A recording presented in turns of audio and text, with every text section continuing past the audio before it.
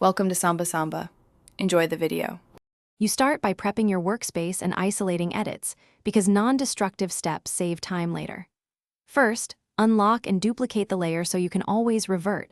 Once done, pick a selection tool that matches the object's edge complexity.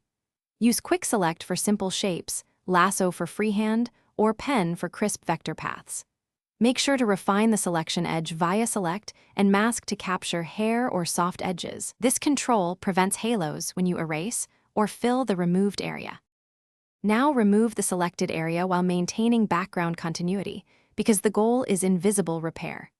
With a selection active, choose Content-Aware Fill for large fills or use Spot Healing for small blemishes. Either will synthesize surrounding pixels.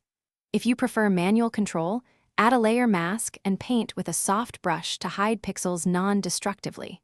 When texture repeats or patterns are complex, switch to Clone Stamp and patch to sample exact areas. This hybrid approach preserves realism and avoids repetitive. Finish by blending and validating the edit so the fix reads as natural. Zoom to 100% to inspect edges.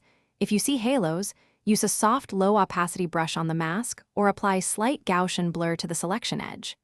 Match color and lighting with levels or curves adjustments clipped to the edited layer. This step fixes subtle shifts that give away edits. If seams persist, reselect the region, expand by 1 to 3 pixels, and rerun Content-Aware Fill or Clone Sampling. This usually Thanks for watching. Consider subscribing if we helped you.